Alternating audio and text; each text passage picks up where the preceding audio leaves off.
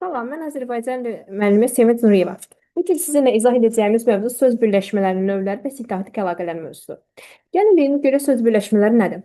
Biz bilirik ki, ümumiyyətlə birləşmələr bizdə bölünür iki yerə. Deməli, bizdə var bir sərbəst söz birləşmələri, bir də var sizdə sabit söz birləşmələri. Əslində sabit söz birləşmələri sizin hamınıza tanışdır, çünki biz bunlar haqqında leksika bölməsində danışmışıq. Biz sabit söz birləşmələrinə deyirik sizinlə frazeoloji birləşmələr. Yəni sabit söz birləşmələrinin ikinci adı sizdə frazeoloji birləşmələrdir. Yadda saxlayın ki, biz bilirik ki, təbii ki, bununla sizə dediyim kimi məlumat vermişik. Frazeoloji birləşmələr bir leksik məna ifadə eləyir, tərəfləri parçalanmır, aslı və əsas tərəfi olmur. Bir yerdə ilkin mənalarını itirib, bir leksik məna bildirir və hər zaman sizdə məcazi mənada işləmiş olur. Sabit söz birləşmələrində həqiqilik özünü göstərə bilməz. Və sabit söz birləşmələrinin həm amonimi, sinonim və antonimliyi mövcuddur ki, bilirik ki, həmin birləşmələr amonimi, antonim və sinonim sizdə necə birləşmə olmalıdır? Məcazi mənalı frazeoloji birləşmə olmalıdır. Bu gün sizinlə izah edəcəyimiz mövzu isə sizinlə sərbəst söz birləşmələri. Nədir sərbəst söz birləşmələri? Yadda saxlayın ki, sərbəst söz birləşmələrini biz bölürük iki yerə. Fe'li birləşmələr, bir də isim birləşmələr. Belə bir tərif verə bilərik ki, əsas tərifin ifadə vasitəsinə görə söz birləşmələrinin növləri. Dedik bunlar hansılardır? İsmi və fe'l. Baxın biz nəyə görə böldük bunu? Əsas tərəfin ifadə vasitəsinə görə. Baxın, söz birləşmələrində birinci tərəf sizdə gəlir aslı tərəf. İkinci tərəf sizdə olur əsas tərəf. Siz söz birləşməsinin, yəni növünü nəyə görə müəyyən edirsiniz? Əsas tərəfin ifadə vasitəsinə görə. Əsas tərəfin ifadə vasitəsinə görə söz birləşmələri bölünür. İsim birləşmə və fe'li birləşmə. Yəni, isim birləşmələrdə əgər əsas tərəfi adlarla, yəni adlar deyəndə biz bilirik ki, isim, sifət, say, zərf və isimləşmiş sözlərdir. Əgər ki, əsas tərəf bu qeyd etdiyimiz sözlərlə, nitq hissələrlə ifadə olunarsa, bu sizdə olur isim birləşmə. Əsas tərəfi fe'lin təsviflənməyən formaları, yəni məsdər, fe'l, sifət və fe'li bağlama ilə ifadə olunarsa, bu birləşmələr sizdə fe'li birləşmələrdir.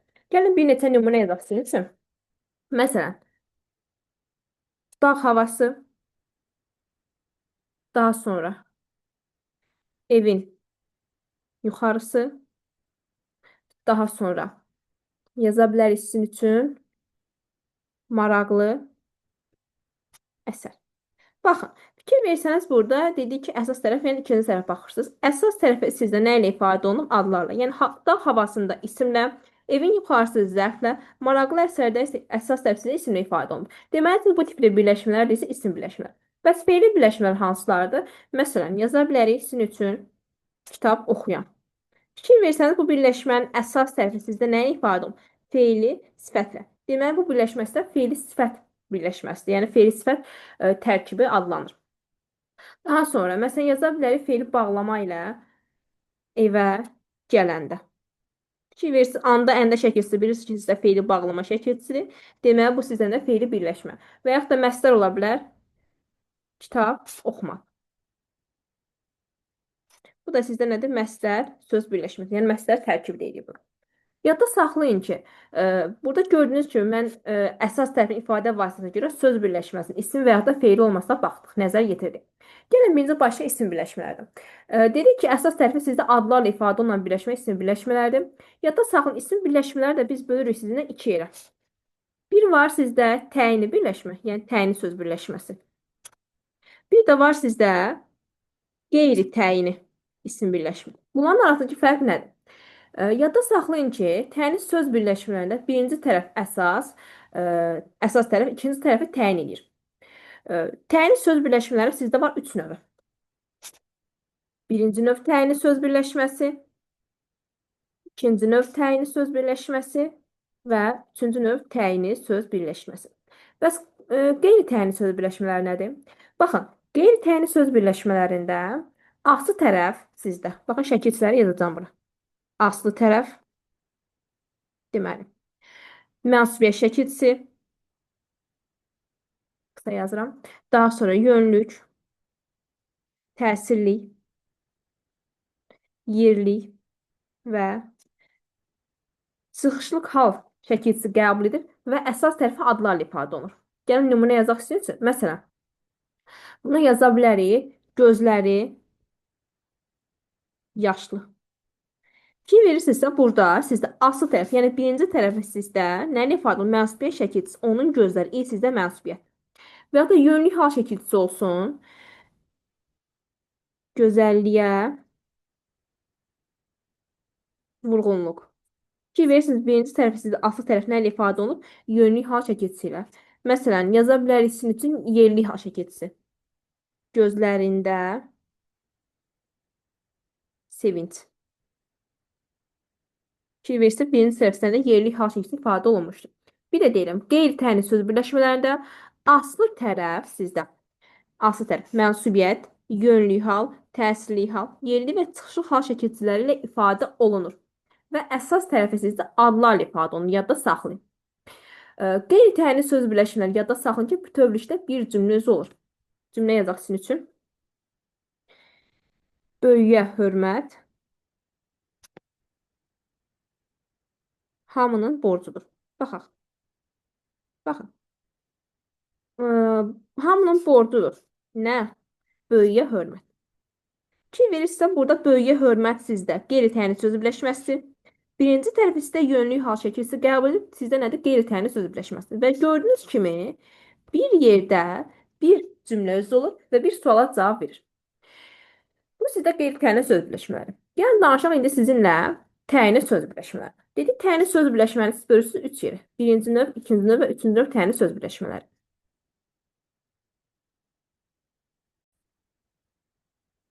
Yəni görək birinci növ təyinli söz birləşməsi nədir?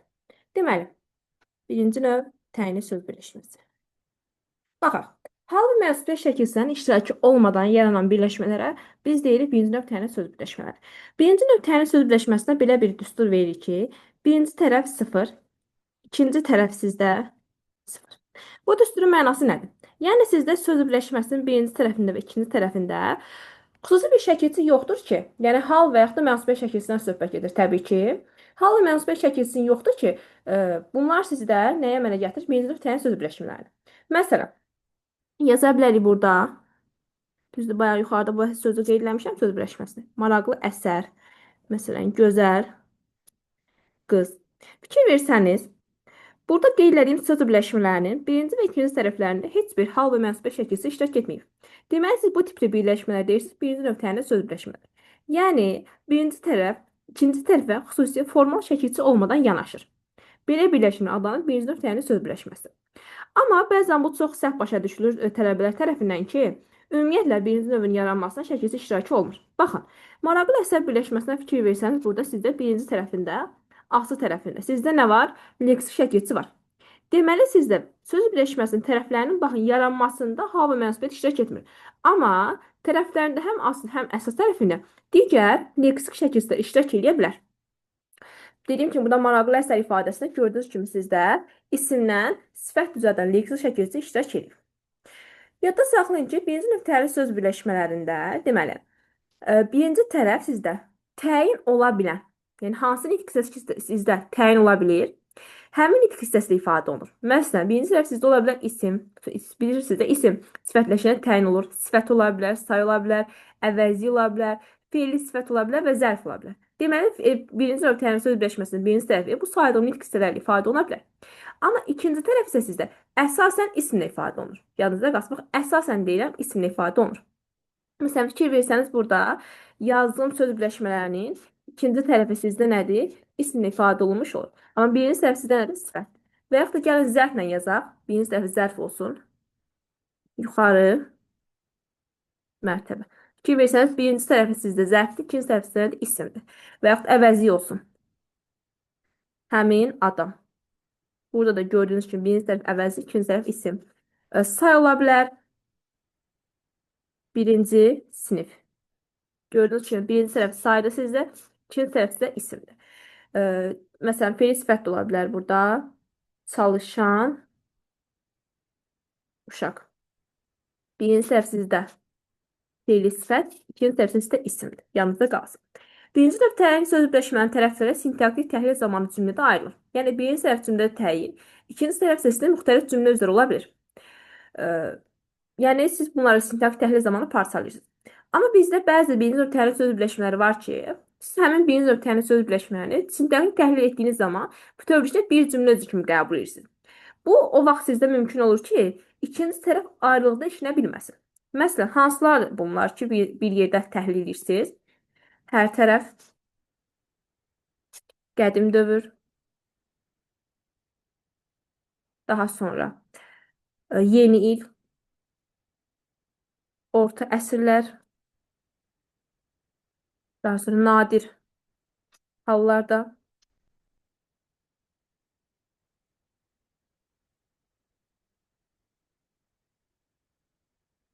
ev tərəf.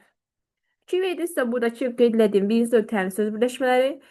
Bura son vaxtlar sözünü əlavə edə bilərik sizin üçün. Son vaxtlar. Bu birinci növ təyin söz birləşmələri cümlədə sintaktik təhlil zamanı parçalanmır. Məsələn, bir cümlə yazaq sizinlə. Yeni il gəldi məsələn. Gəldi nə il, necə il, yeni il. Bunu belə təhlil eləmirsiniz təbii ki. Gəldi nə? Yeni il. Baxın, bir yerdə cümlənin nəyi olur sizdə? Mübtədası olmuş olur və gördüyünüz kimi burada mən nə etdim? Sintaktik təhlil zamanı parçalamadım. Yadda saxlayın, birinci növ təhlil sözü birləşmələrinin arasına söz daxil edə bilmirsiniz. Amma istisna hallarda sizdə birinci növün arasına qəbul elə, yəni artıra bildiyiniz söz bir ədatıdır. Bax, məsələn yazıram ki, gözəl qız. Gözəl qız tutalım ki, şəkil çəkir. Baxın, buna əlavə edə biləcəyiniz söz sizdə bir ədatıdır.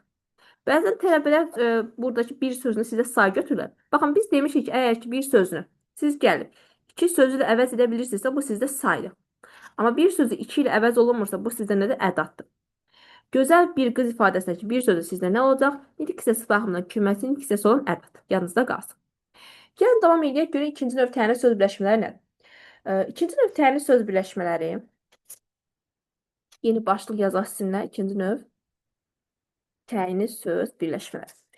İkinci növ təyin söz birləşmələrində birinci tərəf sizdə qeyri-müəyyən yiyəlik halda, ikinci tərəf isə sizdə mənsubiyyət şəkilçisinin köməyi ilə yaranır. Baxın, necə düstur yaza bilərik bunu? Birinci tərəf 0. Amma bu 0-ın altında yatan sizdə nədir? Qeyri-müəyyən yiyəlik hal. İkinci tərəf isə sizdə nədir? Mənsubiyyət şəkilçisi. Özü də üçüncü şəxsin mənsubiyyət, deməli, şəkilçisi. Yadınızda qalsın. Deməli, ikinci növ təyin söz birləşmələrinin tərəfləri sizdə yadınızda saxlayın. Əsasən isimlə ifadə olunur. Amma bəzi hallarda başqa nitq hissəsi ilə də ifadə oluna bilər. Məsələn, yaza bilərik sizin üçün bura. Dağ havası. Gördüyünüz kimi isimlə ifadə olundu. Amma bəzi vaxtlarda digər nitq hissəsi ilə nəzərdə tutaq bunu ifadə olunsun. Yaza bilərik bura. Gözəllər, gözəli. Fikir verdinizsə sizdə burada əsas tərəf nə ilə ifadə olundu? Sifətlə ifadə olunmuş oldu. Tərəfləri arasında demək olar ki, söz artırmaq olmur. Yanınızda qalsın. Yəni, birinci növdə siz oraya bir ədatını artıra bilirsiniz. Amma ikinci növ təyin söz birləşməsində ümumiyyətlə söz artırmaq mümkün deyil. Tərəfləri eyni zamanda cəmlənmir. Yəni, bir tərəf cəmlənəndə digər tərəf təşkil olmalıdır.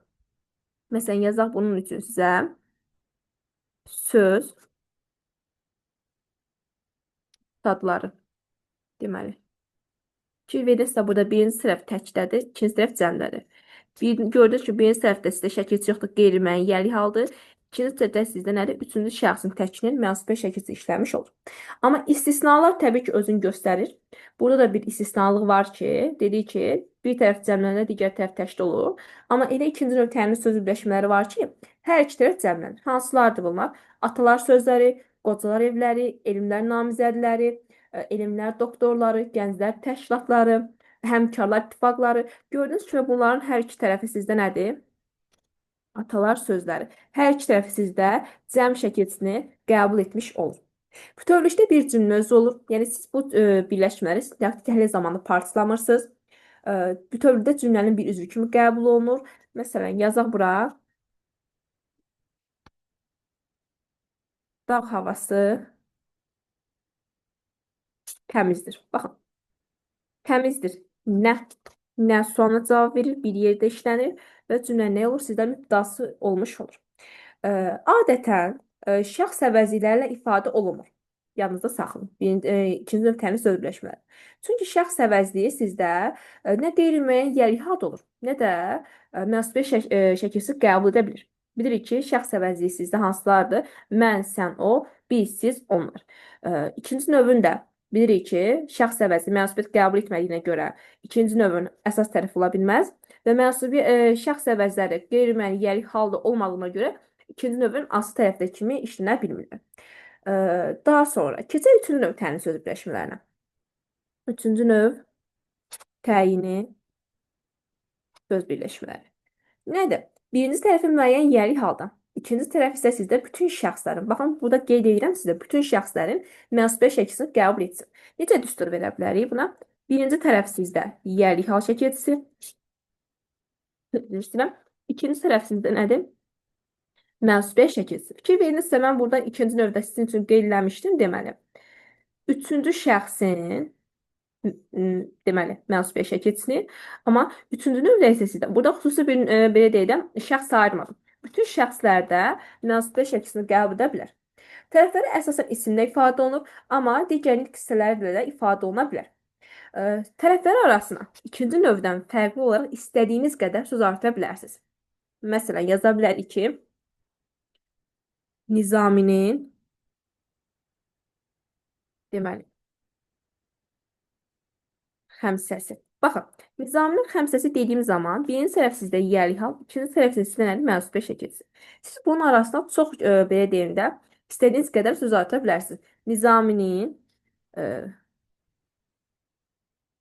dünya belə deyək, şöhrətli xəmsəsi. Fikir verdinizsə, mən bura nə artırdım? Dünya şöhrətli sözünü artırdım və yadda saxlayın. Arasına deməli, istədiyiniz qədər söz artıra bilirsiniz və bunlar nə qədər söz artırmağınıza baxmayaraq cümlənin bir sintaktik üzvü kimi qəbul olunur. Yanınızda qalsın. Daha sonra tərəflərin həm ayrılıqda, həm də eyni zamanda cəmlənə bilər. İkinci növdən fərqi oldu ki, ikinci növdə bir tərəf cəm olan, digər tərəf təkdə olur. İstisnaları nəzərə almasaq. Amma üçüncü növ təmin söz birləşmələrində isə tərəflər həm ayrı-ayrılıqda, həm də eyni zamanda cəmlənə bilər. Yəni, burada bir fərq özünü göstərmir. Məsələn, uşaqların kitabları gördüyünüz kimi hər iki tərəf cəmləndi və yaxud da meşənin ağacları bir tərəf cəmdə, bir tərəfdə təkdə oldu. Bütövlükdə bir cümləniz olur. Daha sonra birinci tərəfdə siz, deməli, üçüncü növdə necə bir qayda var? Baxın, əgər ki, siz üçüncü növ təyin söz birləşməsində birinci tərəfində, gəlin belə bir cümlə ifadə yazaq sizin üçün, bizim sinif. Baxın, dedik, üçüncü növ təyin söz birləşməsində tərəflər parçalanır. Yəni, bir cümlədə, belə deyək də, cümlənin bir sintaktik üzvü kimi qəbul olunur. Əgər ki, birinci tərəfə sizdə biz və siz əvəzində ifadə olunarsa, normalda bizim sinifimiz olmalıydı. Bilirsiniz də, üçüncü növün qaydası belədir. Amma üçüncü növ təyin söz birləşməsində birinci tərəf sizdə biz və siz şəxs əvəzində ifadə olunarsa, ikinci tərəfdə sizdə mənsubiyyət şəkilsi işlənməyə bilər. Məsələn, bizim sinif deyə bilərsiniz. Bu zaman sizdə nə olur? Biz dedik ki, bizim sinif olanda bizim sinifimiz tutalım. Qalib gəldi. Baxın, qalib gəldi. Nə? Bizim sinifimiz. Gördüyünüz kimi cümlənin bir sintaktik üzvü olan nə oldu? Mübtəda oldu. Amma desəm ki, bizim sinif qalib gəldi. Baxın, bu zaman isə sizdə birinci tərəf olan bizim və sizin sözlər cümlənin təyin olur. Yəni, parçalanır artıq. Qalib gəldi nə? Sinif. Hansı sinif? Bizim sinif. Burada nə nəzərdə tutulur? Əgər ki, biz və siz əvəzində ifadə olunca birinci tərəfdə, ikinci tərəf mənsubiyyət şəkilsi işləndiyi zaman siz bunları parçalaya bilərsiniz. Birinci tərəf sizə təyin olur. Amma digər, belə deyim də, əgər ki, əsas tərəfdə sizdə ımız mənsubiyyət şəkilsi işlənibsə, bu zaman sizə nədir? Bir yerdə siz onu, belə deyək, sintaktik təhlil edirsiniz. Təbii ki, bu qayda hamısına aid deyil. Əgər ki, ikinci tərəf, yəni əsas tərəf, tərəflər, yerlər, zamanlar, vaxtlar sözlərlə ifadə olunarsa, ikinci tərəf mənsubiyyət şəkilsi işlənsə də, işlənməsə də, əvvəlində biz və siz sözlərlə bir yerdə təhlil olmuş olur. Məsələn, yazaq. Bizim tərəflər indi təhlükəlidir. Baxın, təhlükəlidir nə? Bizim tərəfdə. Fikir verirsə, ikinci tərəfdə ımız mənsubiyyət şəkilsi işlənmədi. Amma buna baxmayaraq siz neynədiniz? İfadəni bir yerdə sintaktik təhlil etmiş oldunuz. Yadınızda qalsın. Üçüncü növ tənis söz birləşməsinin əsas tərəfi sizdə məstər, fe'li sifətlə ifadə oluna bilər. Baxın, biz normalda deyirik ki, fe'li ikinci tərəf, yəni əsas tərəfi sizdə fe'lin təsriflənməyən formasında ifadə olunursa, bu sizdə fe'li birləşmə. Adlarla ifadə olunursa, bu sizin isim birləşmədir. Amma bir dənə üçüncü növ tənis söz birləşməsində birləşmənin əsas tərəfi məstər və fe'li sifətlə ifadə oluna bilər. Məsələn, yaza bilərik bunun üçün sizə.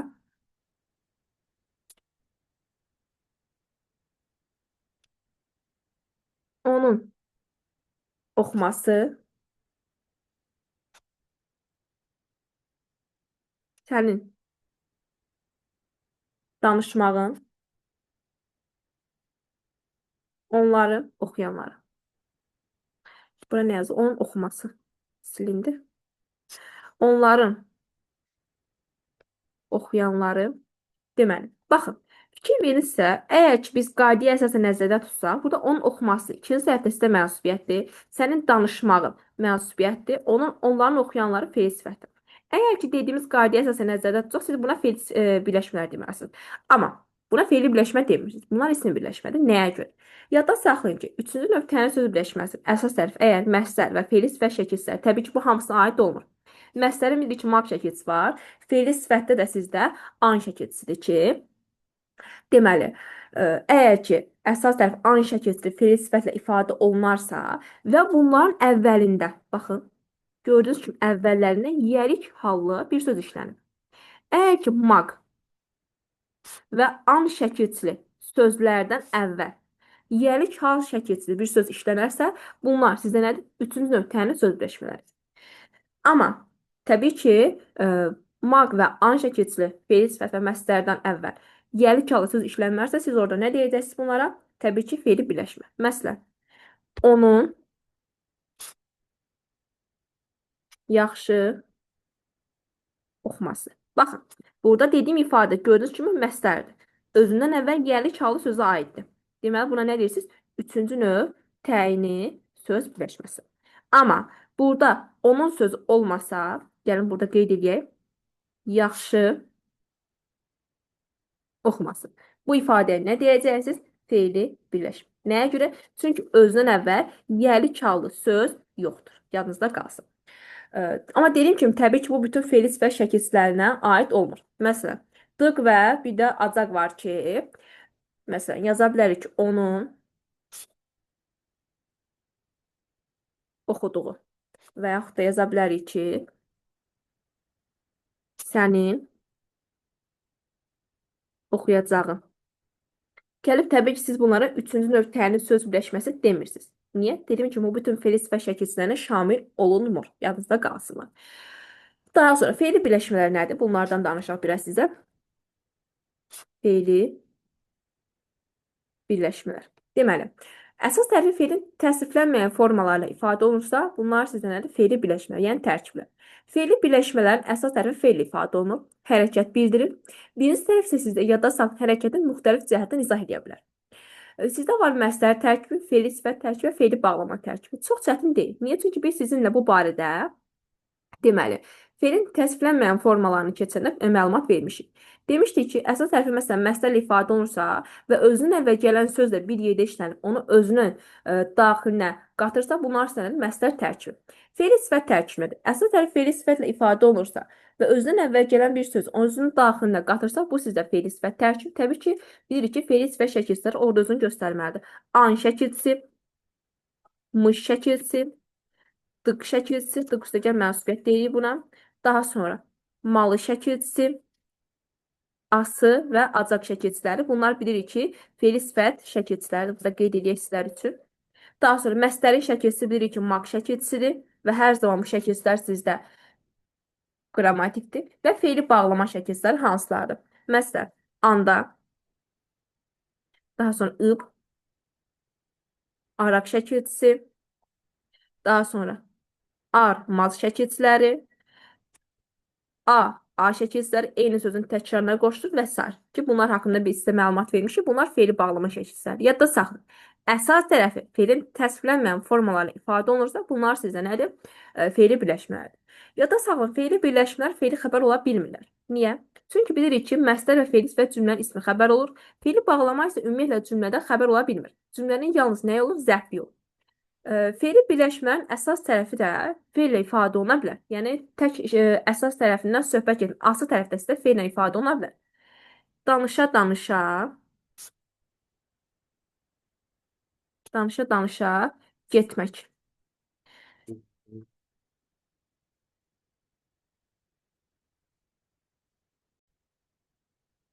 Danışa getmək, daha sonra qaydanda gördüyüm. Fikir verdinizsə burada. Fe'li birləşmələrin əsas tərəfindən başqa fikir verirsə, əsas tərəf məsdərdir və yaxud da fe'li sifətdir. Bundan əlavə, asıl tərəflər də sizdə nədir? Fe'lin təsvirlənməyən formaları ifadə olunur. Danışa-danışa sizdə fe'li bağlama, qaydanda sizdə fe'li bağlamadır. Yadda saxlayın, fe'li bağlama və fe'li bağlama tərkibləri cümlədə müstəqil işlənlikdə yalnız zərfli olur. Yanınızda qalsın. Daha sonra, yəni cümlənin digər belə deyək də, üzvləri kimi qəbul olunmur. Cümlədə yalnız sizdə nə olur? Deməli, cümlənin zərfi olur. Həm fe'li bağlama, həm də fe'li bağlama tərkibləri. Fe'li bağlama tərkibləri yadda saxlayın ki, cümlədə məqsəd və yer zərfi ilə başqa zərfliyin digər bütün məna növlərində işlənir. Yəni cümlədə zaman zərfliyi, tərz hərəkət, səbəb və miqdar zərfləri işlənir. Sadəcə fe'li bağlama cümlənin məqsədini və yerini, yəni hərəkətin məqsədini və hərəkətin yerini bildirmiş olmur. Bu video izahda sizinlə danışdıq söz birləşmələri haqqında. Digər bir video izahda sizinlə sintaktik əlaqələr haqqında məlumat verəcəm.